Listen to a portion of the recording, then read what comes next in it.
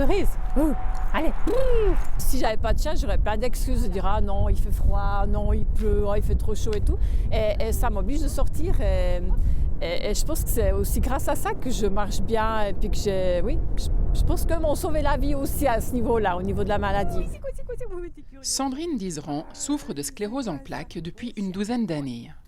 Elle se souvient des premiers symptômes. Un jour, je conduisais et puis j'ai voulu changer les vitesses de ma voiture, puis j'avais le bras qui partait. Et j'ai trouvé ça bizarre, j'ai pas tout de suite réalisé. Et ensuite, j'ai voulu je buvais mon café et boum, j'avais le bras qui partait. Et ça a duré 2-3 jours. Et puis ensuite, j'ai eu des fourmillements au visage. Et c'est comme ça que ça a commencé. La sclérose en plaques est une maladie auto-immune, c'est-à-dire que les globules blancs trahissent lâchement le système immunitaire. Au lieu de protéger le corps contre les intrus, comme les virus et les bactéries, ils se trompent et se dirigent sans raison connue vers la moelle épinière, le cerveau, agressent la gaine de myéline, ce tissu blanc qui recouvre les neurones, pour enfin attaquer le système nerveux lui-même.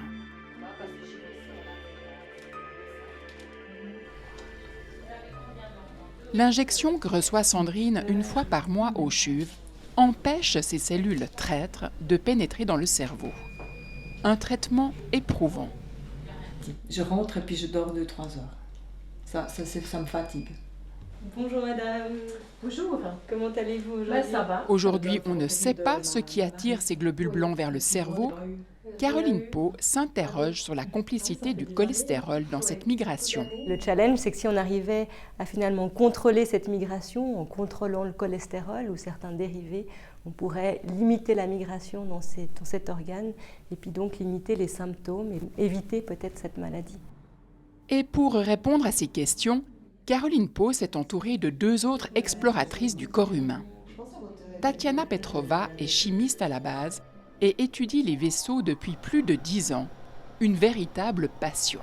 Mes premières réflexions, c'était que c'est extrêmement beau, c'est extrêmement esthétique, c'est très très joli. Et puis je me suis dit que je veux étudier ce système. Les vaisseaux ont trop longtemps été considérés comme de vulgaires tuyaux.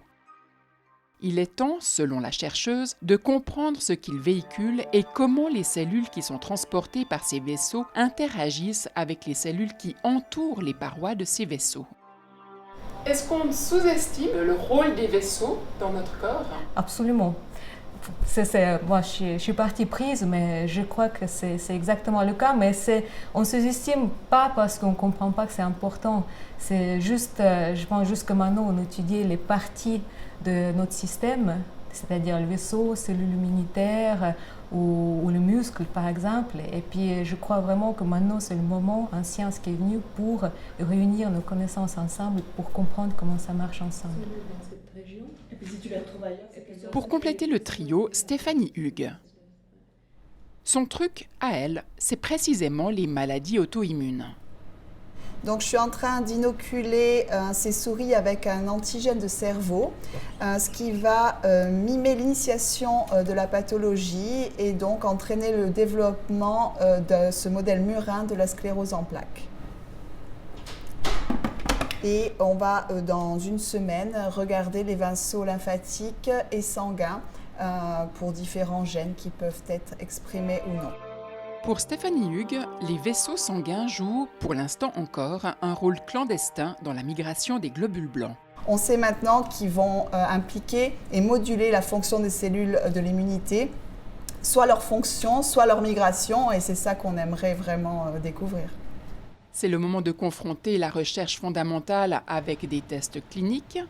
Caroline Pau met en culture des lymphocytes, donc des globules blancs de patients atteints de la sclérose en plaques.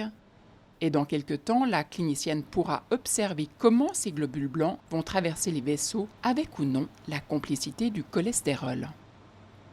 Alors ce qui est intéressant, c'est que déjà le cholestérol, il n'a pas été tellement bien étudié dans son rôle dans les maladies auto-immunes comme la sclérose en plaques.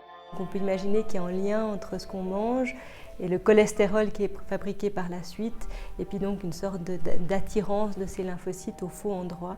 Et on peut imaginer que si on arrive à contrôler la production de certains métabolites du cholestérol, on puisse par la suite réduire la sévérité de la maladie, ou peut-être éviter qu'elle se développe.